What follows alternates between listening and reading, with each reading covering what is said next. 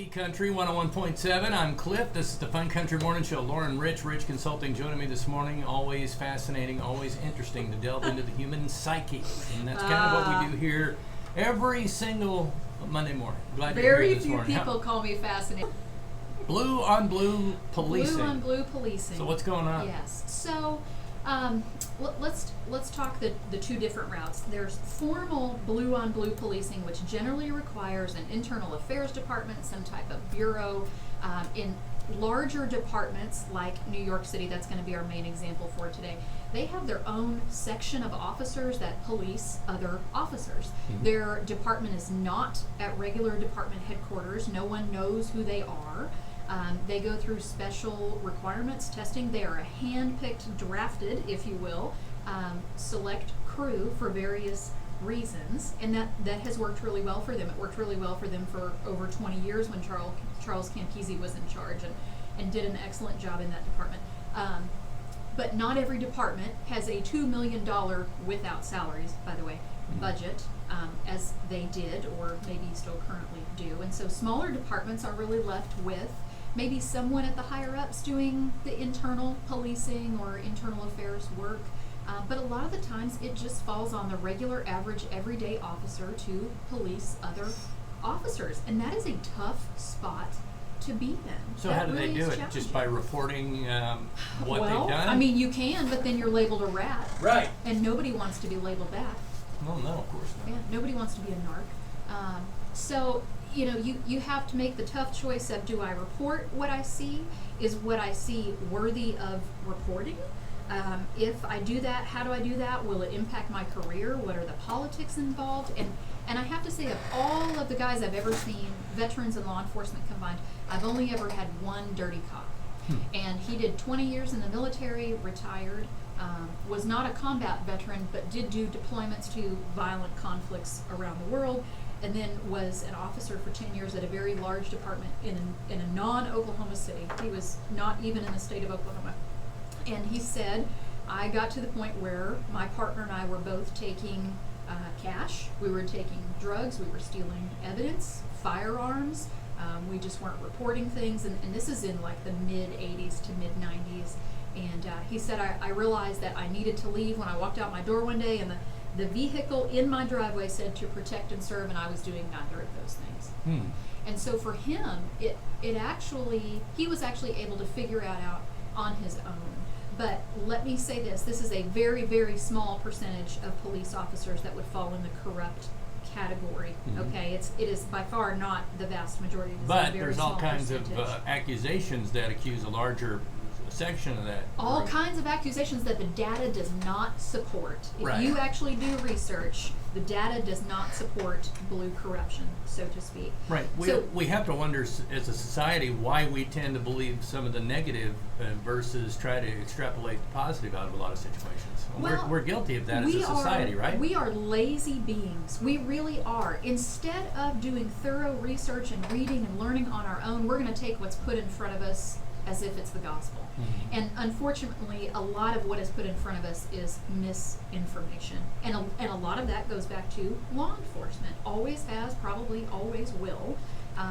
But in thinking about that process, very rarely is a corrupt cop corrupt for a short period of time. A lot of them do this for their career or until they are caught. But you have to think about, as the little guy or as the frontline guy in a small town with a small department, how do I handle that? And the biggest issue is that trust has been violated from officer to officer. The officer life is a brotherhood like it is in the military, but if I trust you with something, in other words, to watch my six, to keep my back, okay, to show up when I need you to show up, to be honest, to be forthright, all of those kinds of things.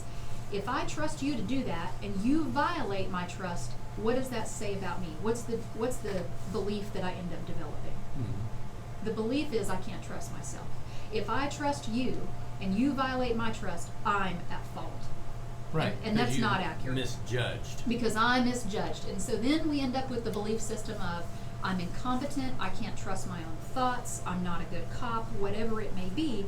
And the bottom line is all of those are distortions.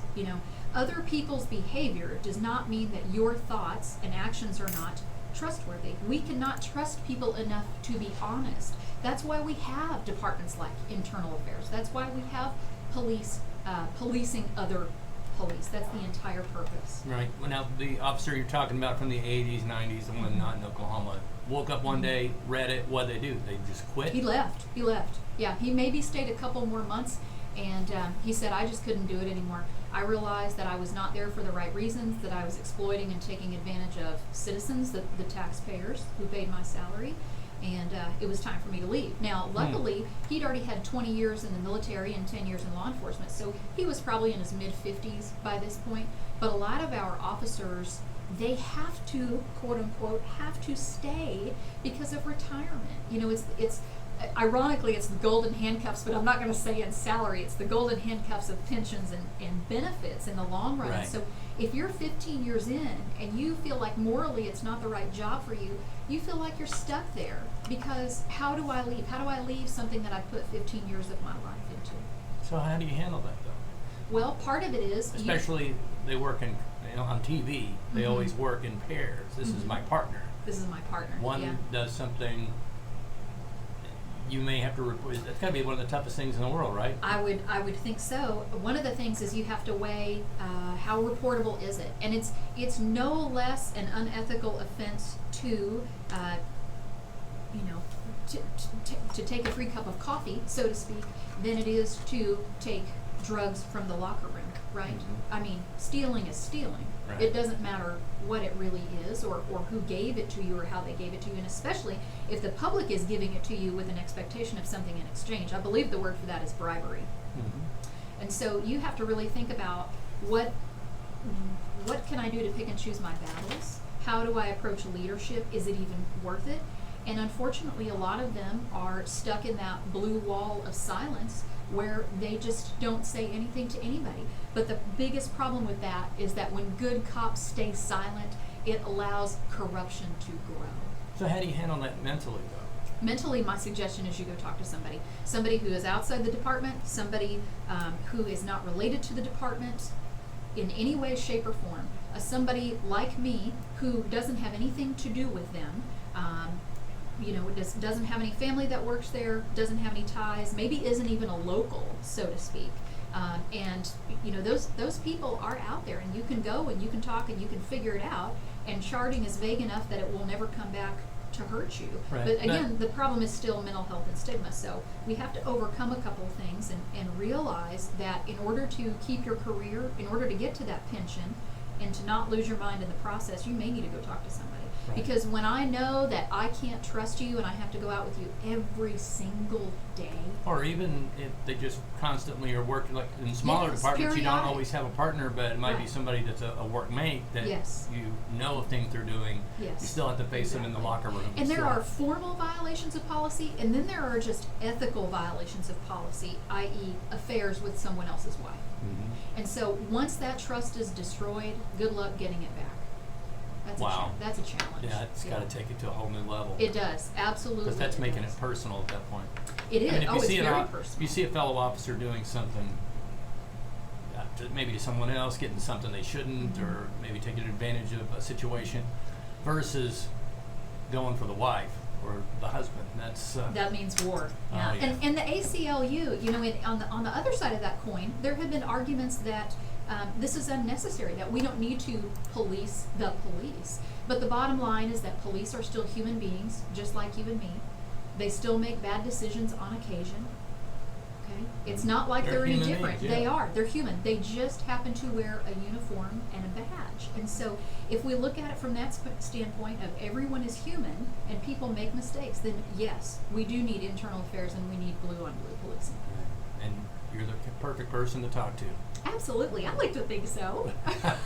Lauren Rich, our guest this morning. Blue on Blue Policing has been our topic, and appreciate you coming in again. Sure. And next week, we're going to be off. We'll have a substitute, but then when we return, we're going to get to the concept of mental health replacing law enforcement. And what an ignorant concept that is. Say that one more time. The new idea that mental health providers or social workers can replace law enforcement. That's Really? what we're I had covering. no You idea hadn't that heard that was a thought out there. No. Oh my gosh, what a nightmare of a thought it is. Okay, we'll Yeah. explore more. We'll be back to that in 2 weeks from today. Yes. That's right. 2 Thanks weeks for from being today. here. Lauren Rich of Rich Consulting.